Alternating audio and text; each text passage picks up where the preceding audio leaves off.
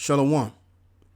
Shalom. First and foremost, I want to give all of the praises and the glory to the Most High and His Son, Yahweh, Baal Shem Yahweh Shai, Baal Shem Rukar Quadash, and double honors to the apostles of the great millstone, and as well as giving the salutations thereof towards the Yakim that's forwarding this ministry throughout the four corners of the earth. And shalom to the brothers and as well as the sisters that are hearkening on in to these lessons that we give unto you. And it's the brother Laban once again coming at you in another video. And in this video, I want to speak about the beauty of our kingdom, which would be literally out of this world.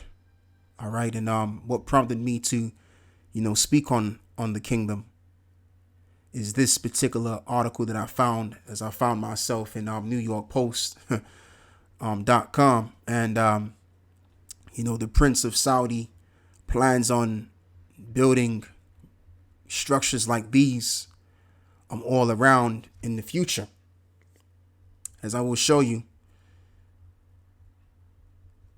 And what I got to say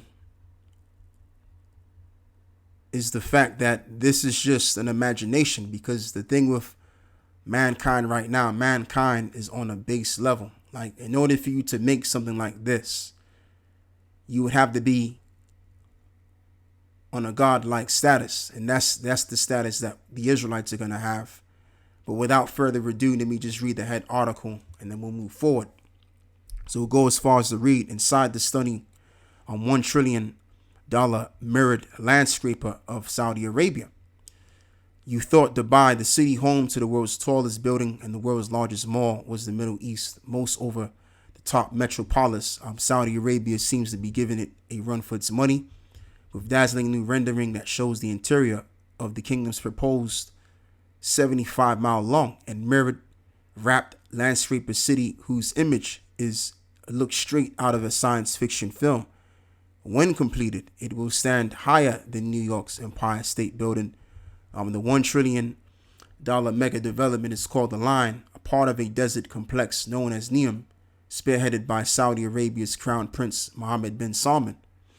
According to the Daily Mail, altogether, Neom, the beginning on the Gulf of Aqaba, just east of Egypt's Sinai Peninsula, will additionally include the artificial ski resort, as well as robots and AI for the project inhabitant, because they actually believe, as they're all in cahoots with Esau in believing in this notion of a technological world. And in the technological world, they can basically build these kind of skyscrapers just to add on to that world. But, as I look at these images,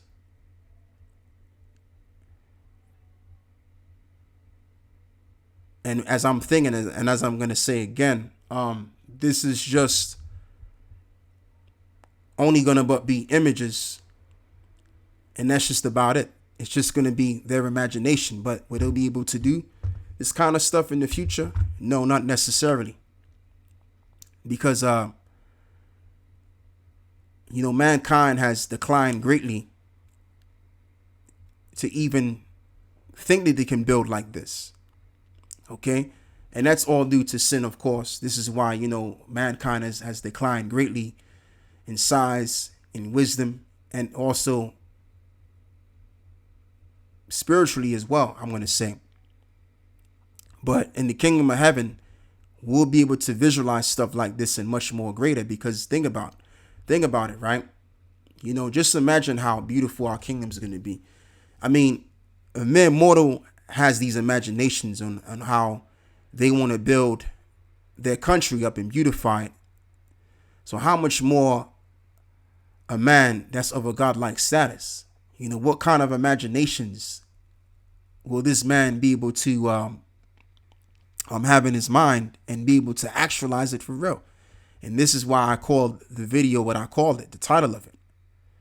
Okay, because again, this is just an imagination of these mere mortals. They actually think they can do something like this with $1 trillion. But, money can't buy everything, you see. But anyway, we're going to move to the scriptures. And we're going to speak about during the time of Solomon, when Solomon was building the temple, the house of the Lord, that is, the physical house. The temple construction in Jerusalem.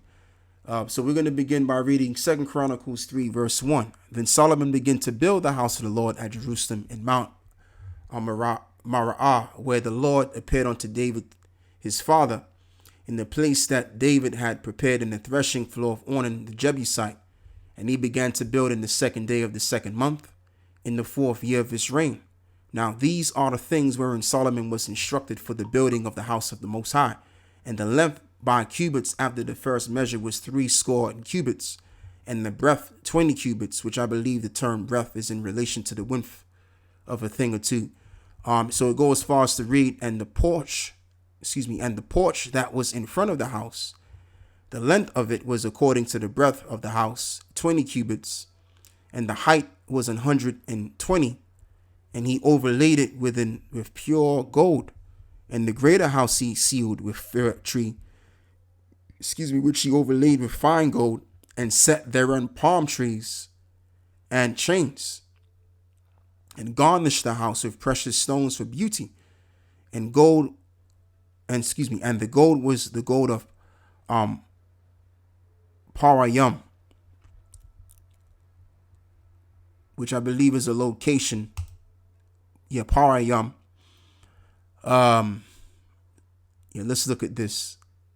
Yeah, it just means Oriental regions, a region known for its gold output, perhaps in Arabia. And I mean that's definitely the case, because when you go and do the research of where life started, as Esau will tell you otherwise, life started in Africa, but in real time, the timeline of mankind, or just life period, is basically in the scriptures. And in the scriptures, it shows you that pretty much everything started in Eastwood in Eden, which Eden is just a planet, the name of the planet. And Eastwood is like referencing to what is called the Middle East, or that region. And the term Oriental means the East, the Oriental regions. So that's where all of the gold and the precious stones are at. And this is why Esau is over there as well, with their military units. Anything that has a benefit, Esau just got to have it. That's just how Esau is, man. And it even tells you that in the book of Jeremiah 49, on how if grape gatherers came up to thee, would he have not left one grape? So Esau is about taking all that he can take for his own benefit. So he's obviously going to be in those regions with the military units and all that stuff, especially him being down there in Saudi Arabia. All right. So as it is written in the book of Habakkuk, chapter 2, that they neither keep it at home. So that's it on that. So now we're going to move forward and read verse 7. He overlaid also the house, the beams, which the beams is referencing to the raft of the house, which brothers that are in the construction business, you know what that's all about. That was also laid with gold, as it reads, as well as the posts and the walls thereof and the doors thereof with gold, and graved the cherubims on the walls. And he made the most holy house, the length whereof was according to the breadth of the house, 20 cubits, and the breadth thereof 20 cubits, and he overlaid it with fine gold, and amounting to 600 talents. And the weight of the nails was 50 shekels of gold, and he overlaid the upper chambers with gold. And in the most holy house he made 2 cherubims of image work, and overlaid them with gold. And the wings of the cherubims were 20 cubits long. On one wing of the one cherub was 5 cubits, reaching to the wall of the house. Karab, which is or Karab, which is an angelic being, as an image form hovering over the Ark of the Covenant, as a flanking God's throne, as the chariot of Yahweh, figurative, which in this case, that's not what it's talking about. So it's got to be talking about this right here, as an image forming the hovering over the Ark of the Covenant. Because what does the Ark of the Covenant look like? It looks more like this.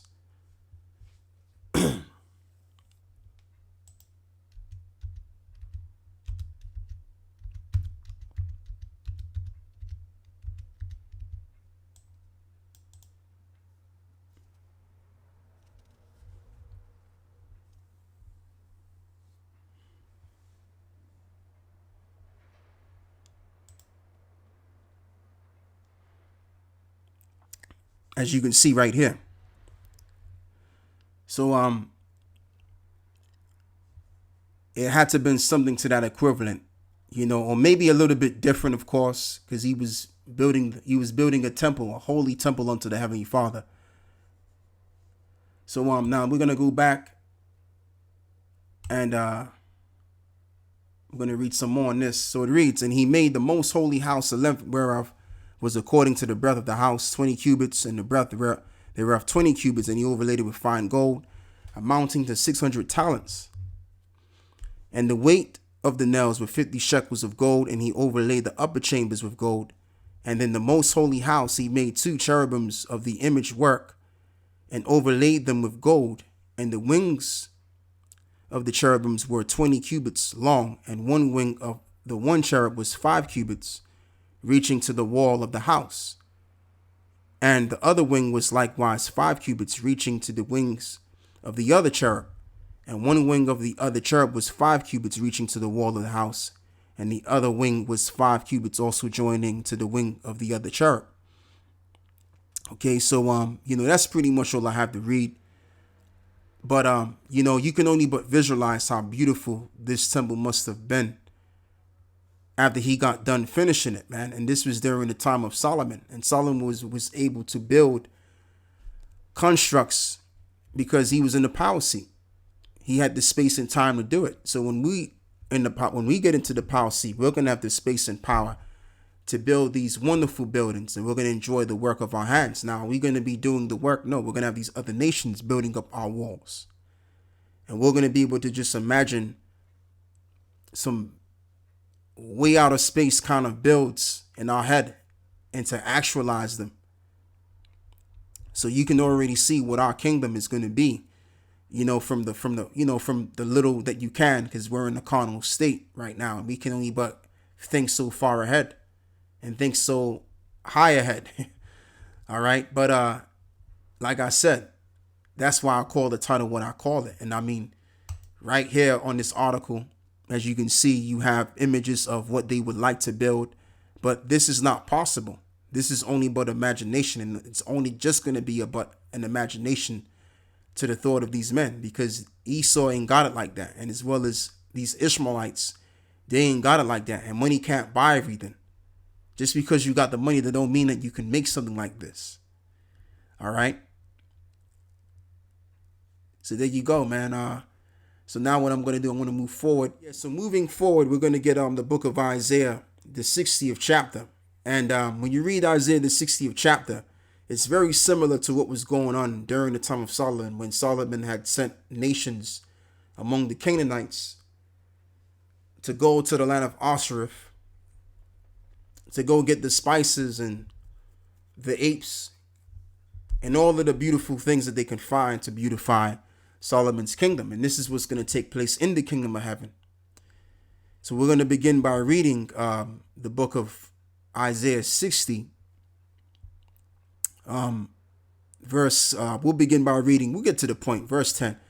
And the sons of strangers shall build up thy walls, and their kings shall minister unto thee. For in my wrath I've smote thee, but in my favor have I had mercy on thee.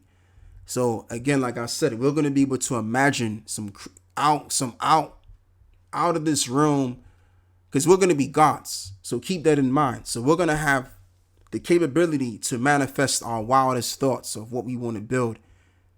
And them nations are going to literally build it and manifest it before our eyes.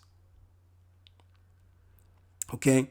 So we have a lot to look forward to, brothers. This is also a part of the glory that we're going to receive, as it is written that we're going to have the eternal weight of glory, as what Paul said. And what did he say, to be exact? in the book of Corinthians. He said that, for yet this is our light affliction. So what we're going through, which seemeth to be a big deal to us, but it's light in comparisons to the eternal weight of glory, or the kind of glory that the Most High Yahweh Bashmi Al-Shah is going to give us, brothers.